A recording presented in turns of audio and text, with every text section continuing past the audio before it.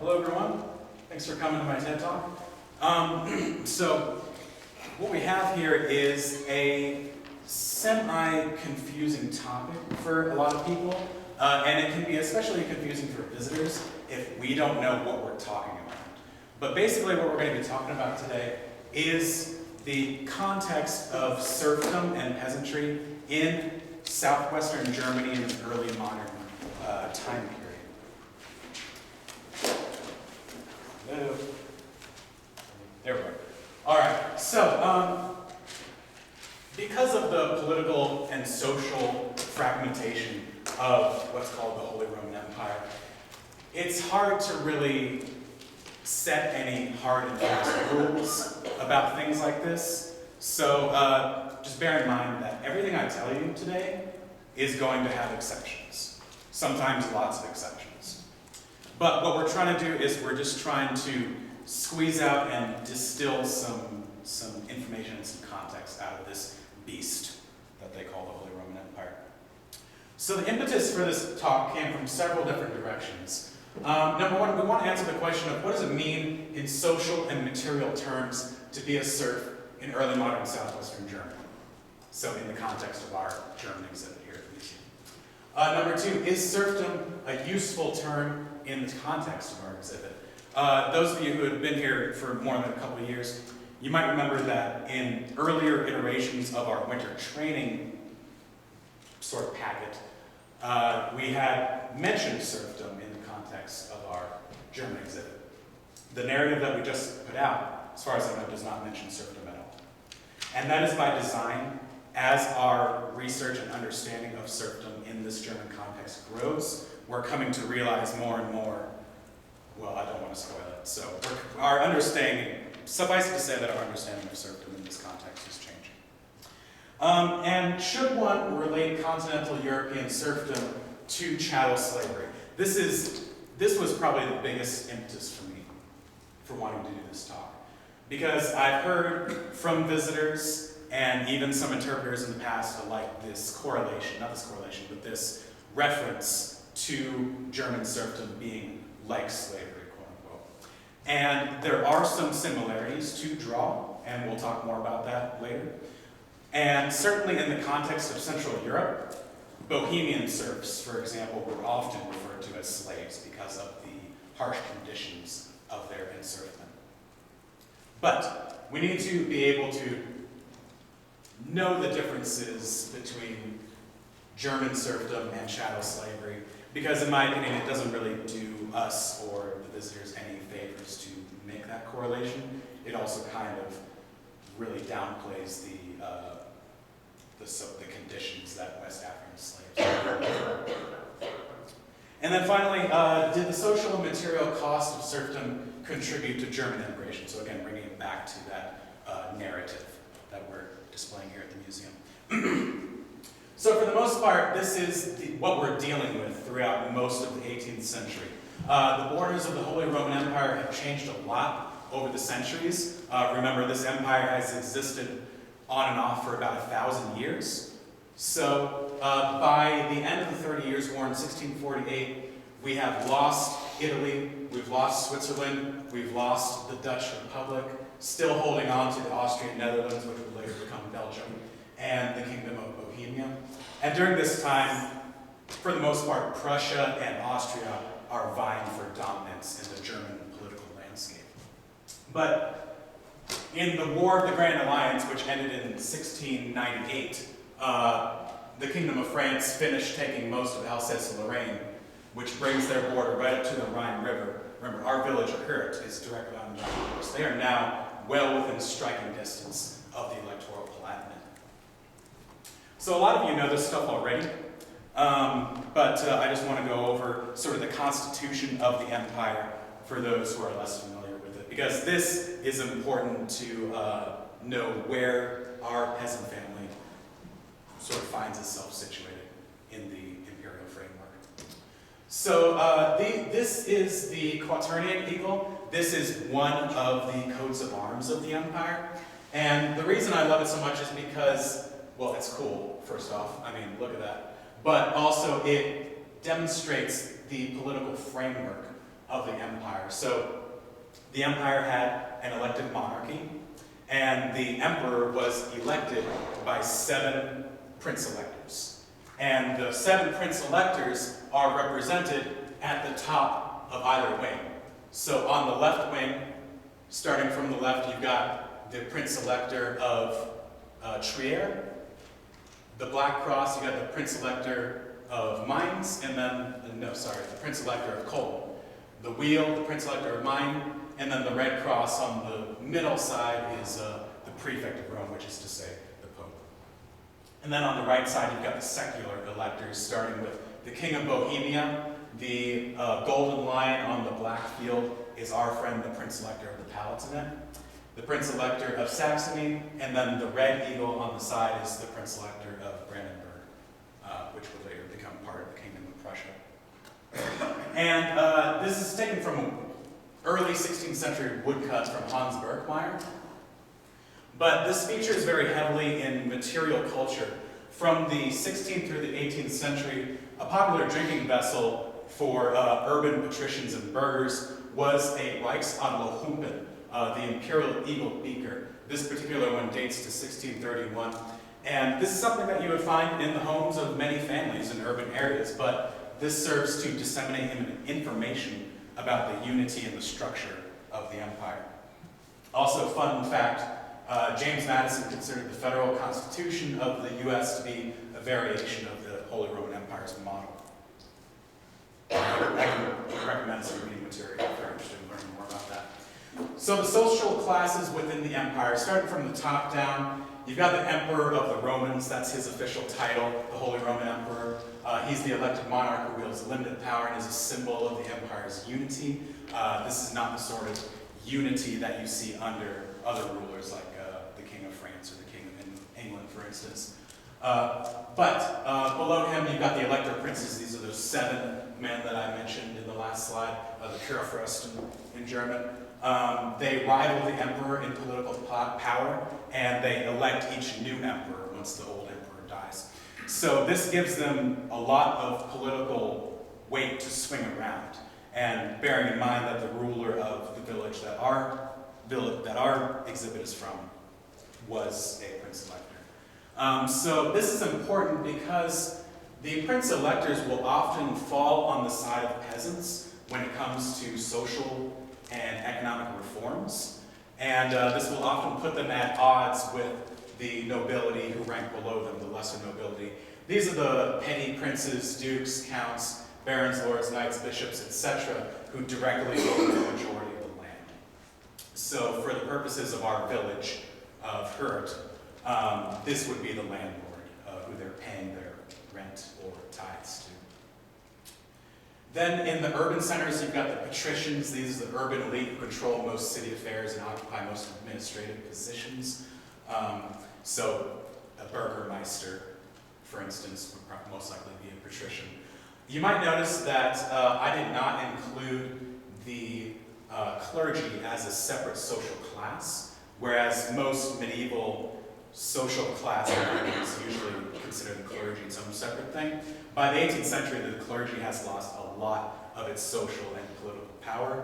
A lot of them have sort of been absorbed into the lesser nobility and the urban patricians. And the dissemination of humanist and Renaissance ideals and the Reformation has really undermined a lot of the intellectual authority of the former clergy. Not former clergy, but what the clergy formerly had. You got the burghers below the patricians. These are the growing class of wealthier urban merchants and guild administrators. In a Marxist context, these would be your bourgeoisie. And they're going to be running most of the guilds. The guild system is still fairly powerful in 18th century Germany. Not like it was in the medieval era, but more powerful in comparison to other countries like England. And then below them, you've got the plebeians. These are your urban workers, craftsmen, and peddlers. Compromise the workforce of early industrial centers, so these would be your proletariat in a Marxist context. And then below them, finally, you've got our friends, the peasants. These are rural farmers and craftsmen. This is the majority of the population of the empire. So that's what we're chiefly concerned with today.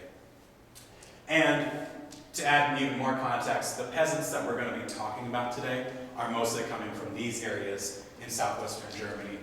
These are the areas that had a lot of strong immigration to the North American colonies.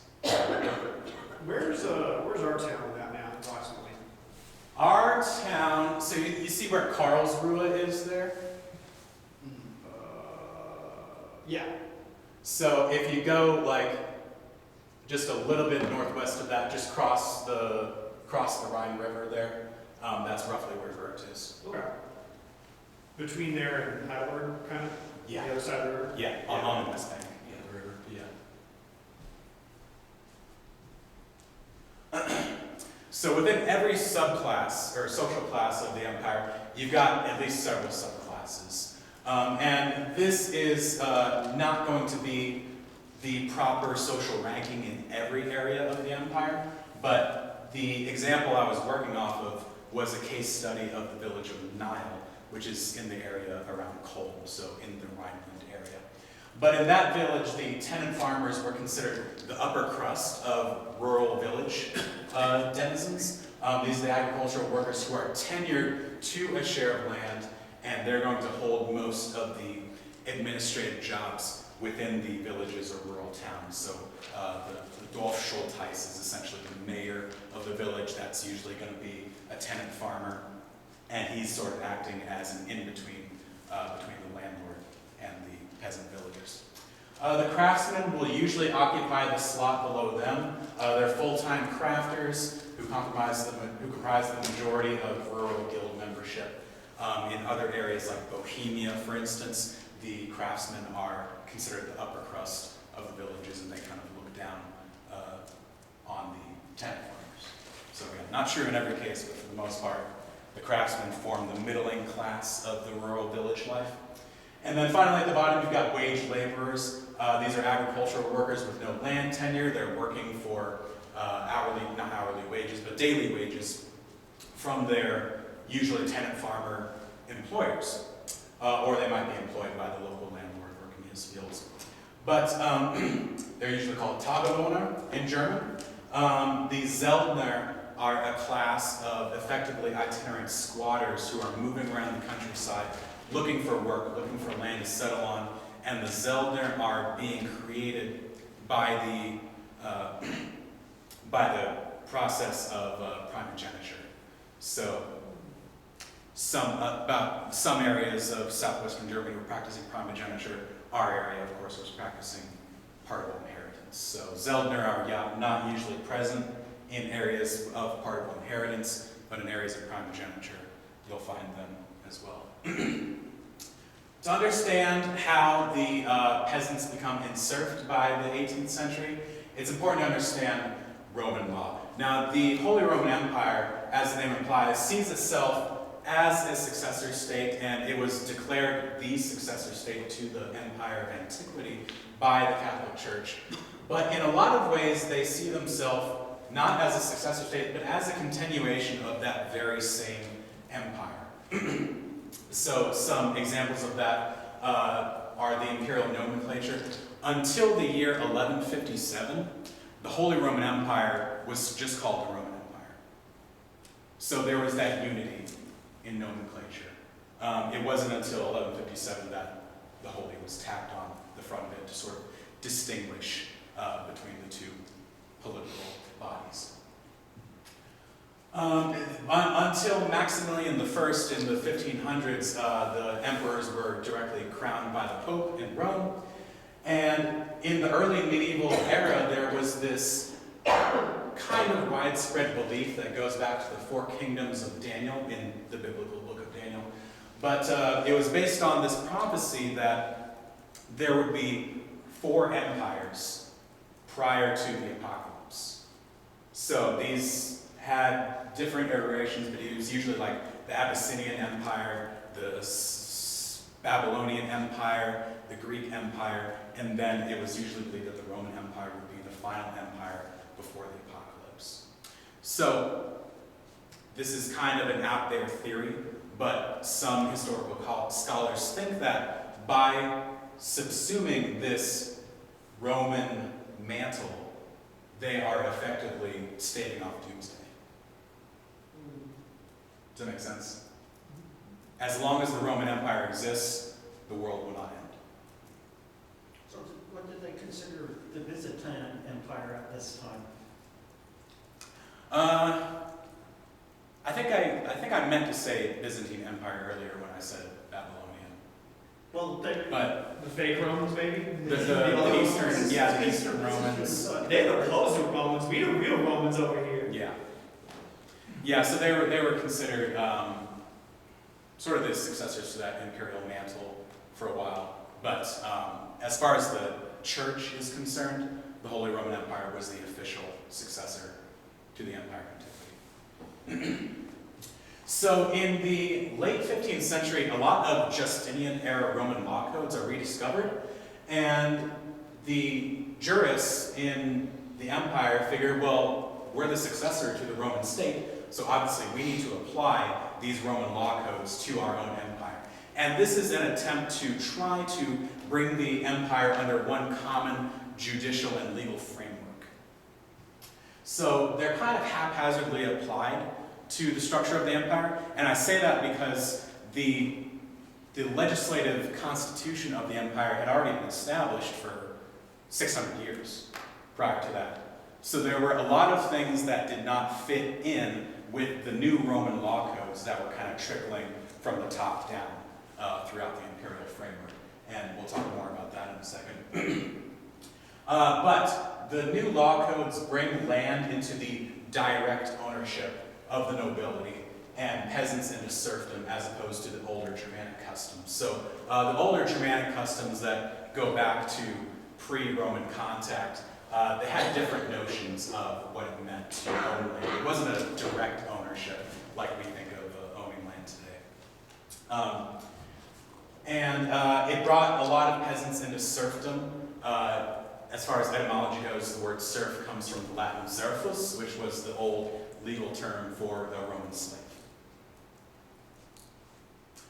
And so this no doubt brings about a realignment of the legal position of the serf, who is now legally called the hominus proprii. So what's the difference between peasants and serfs? Well, peasants is kind of a catch-all term. It's not exactly a legal term that was used at the time, but it basically just refers to any free or unfree rural citizens. This can get a little confusing because at the time, most inhabitants of villages or rural towns refer to themselves as burghers. But we usually think of burghers as citizens occupying a more urban area, but back then it was an effective social capital to think of yourself as a burgher, a more distinguished citizen. Yeah? Can a peasant own land or not? In very rare cases, there were some free tenant farmers who owned land, but, and we'll get into this more later, but even if you own land, you still have to pay your seigneurial dues. So basically, still paying rent, even though you own the land, you're still paying rent on it. So serfs, Eigener in 18th century Germany. These are the unfree rural citizens, and bear in mind that free and unfree are very relative terms in our context. But these are the unfree rural citizens. They are tied to a particular lord, a particular territory, or a parcel of land that they have tenure. They're restricted in movement, social status change, acquisition and disposal of property. But what that usually means is that to do any of those things, they just have to pay a tax on it. As opposed to the free peasants, they can do all those things without having to pay taxes on it. Question? Yes? And you may be going to touch on this. I'm just wondering, where did Jewish people fit into those categories? Or if that's another whole topic, I'm cool with that. Mm-hmm. I would probably have to do more research on that. Yeah, They I've were got restricted some. in movement, that's for sure. So I've got some sources that I can give you, Okay. but Just curious. I'd have to do more research on that to speak confidently about it. But to suffice it to say that many rural villages did include Jews, among their citizens. Jews had special, more restrictions on them than other classes of people. But in a lot of rural areas, they are incorporated into the rural society. The Holy Roman Empire was one of the few states in early modern Europe that tolerated Jews. So how does one become a serf? There are three main ways that a German peasant could become enserfed. The first one is serfdom as a condition of land tenure. So in exchange for receiving a prime choice of land, you will become enserfed to the local nobleman. Serfdom as a congenital status. So this is something this is the main way that people became enserfed in early modern Germany. They're born with it. And it passes down through matrilineal inheritance, so you inherit it from the mother. And matrilineal inheritance of servile status, where does that sound familiar? Oh, hey. 1662. Slave law. Is that true? Damn, is he up to date and everything? Yeah. And then you've got serfdom as a condition of dwelling. So if you want to live in this village or this town or territory or wherever, you have to become a serf to the local nobleman.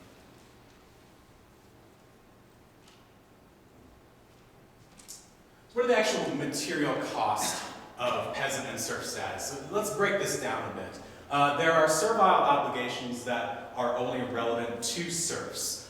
These are some of them. This is not a comprehensive list, but I'm trying to distill what I've gathered from a lot of different authors into just several common things that most serfs had to do at this time period.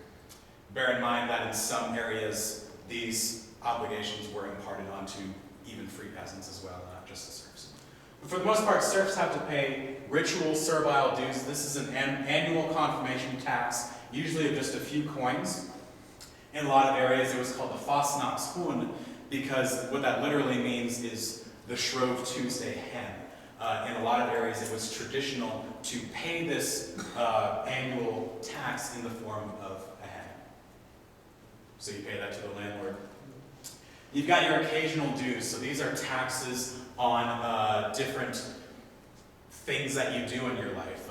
So if you get married, you have to pay matrimonial taxes. If you inherit property from a deceased relative, you have to pay death duties. This is essentially your inheritance tax. That was typically less than 5% of the total value of the property that they were inheriting.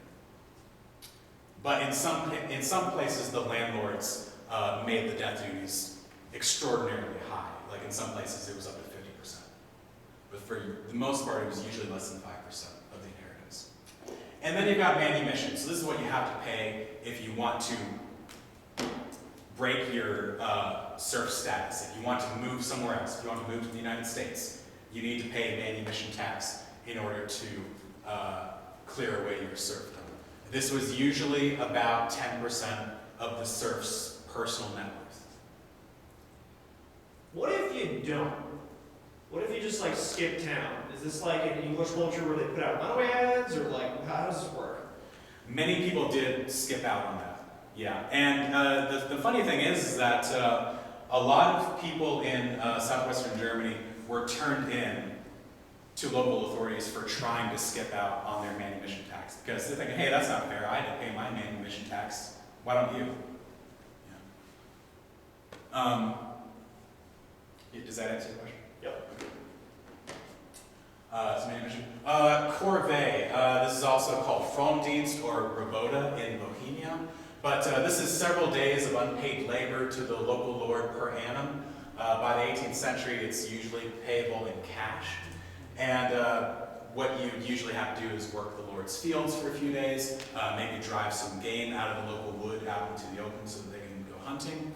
But by the 18th century, a lot of local nobility were realizing that unpaid labor is kind of crappy. They're not doing a good job. They're certainly not doing as good of a job as wage laborers would do. So a lot of people, when they're going about their corvée service, they would be bringing their worst tools, they would be bringing their oldest draft animals, and they would just not be doing a very good job.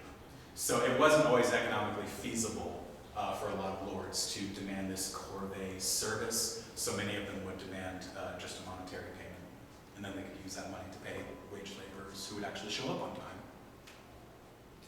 So then you've got obligations that all peasants are making. So serfs and free peasants alike.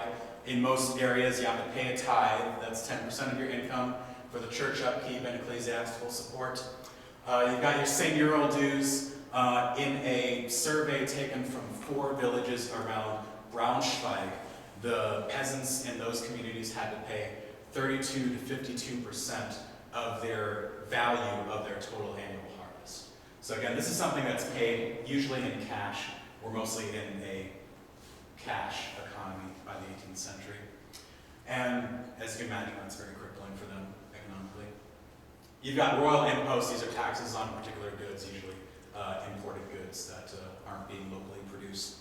And then you've got wartime levies. I couldn't really find any information on how much this could account for, but suffice it to say that during times of war, it could be incredibly expensive, these wartime levies.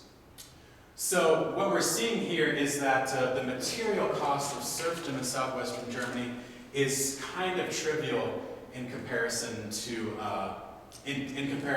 what all peasants are paying, and especially in comparison to Eastern European serfs.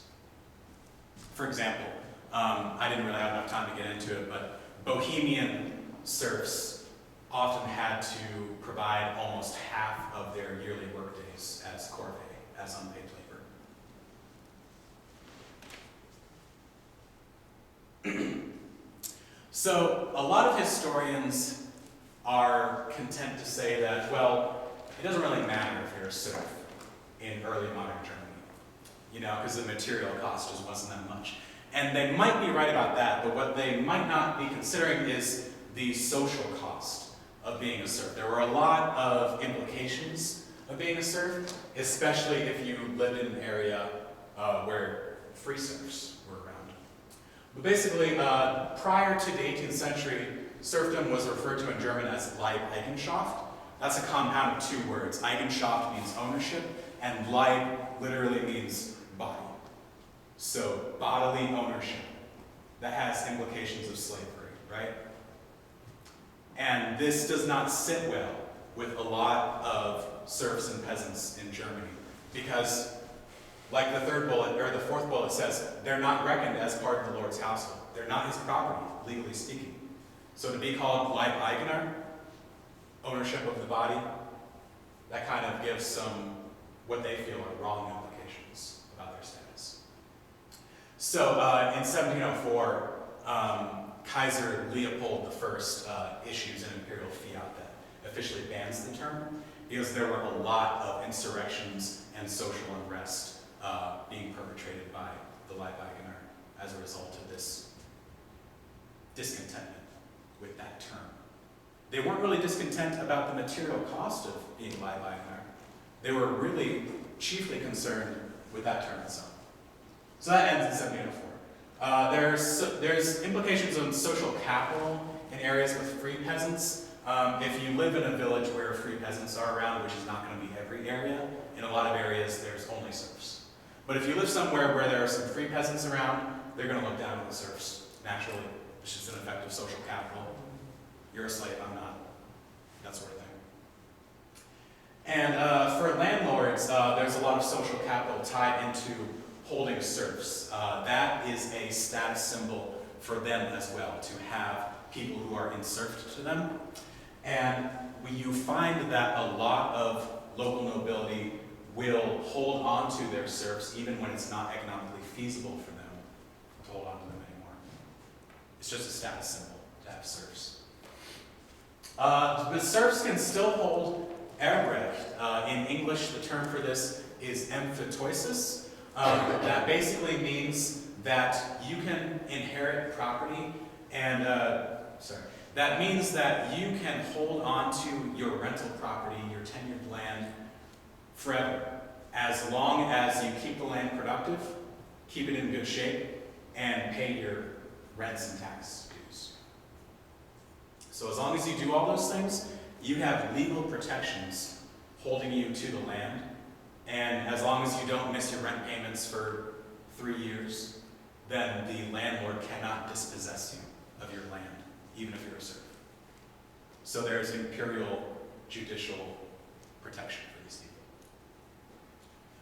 They can still hold local offices, even as the mayor of the village, the Dorfschultheiss. That's, in many areas, a serf will hold that position, but that is, like I said earlier, a representative of the local nobleman. And like free peasants, serfs can tenure land, they can inherit property, marry, sue in court, serve as witnesses, and emigrate, provided that they meet all the material costs of those things, so the taxes that they have to pay on all those things that free peasants would not otherwise have to do. This quote on the side is from T. Bashir, this book, Our Daily Bread. Really good book. It's not very comprehensive, but it's been a really important source for me. It was not necessarily undesirable to be a serf. Some villagers freely accepted servile status in return for protection by an overlord or in order to receive a choice tenancy. In many cases, serfs were far better off than free peasants who had no financial security and less or no land to work. So this is around the time period when the emancipation of the serfs is going to start happening. Mainly from the 1780s to the 1830s is when the official legal emancipation of the serfs happened. Prior to that, manumission, like we talked about earlier, was the main method of emancipation, but that was on an individual level. Starting in 1780 with Schleswig, they're the first imperial state to emancipate the serfs. And then in 1807, with the October Edict, Prussia emancipated all their serfs, and most of the other German states followed in suit after them. But for the most part, rural social structures remained largely the same after emancipation, but former serfs are now free of restrictions on all those things, the movement, inheritance, marriage, property acquisition, etc. And in many areas, the landlords took possession of all the best land in exchange for freeing the serfs, so in a lot of cases, they were actually worse off following emancipation than they were prior to it. On the side here is an example of an emancipation letter for an individual serf. This is from 1762 in Neuenkirchen in the area around Westphalia.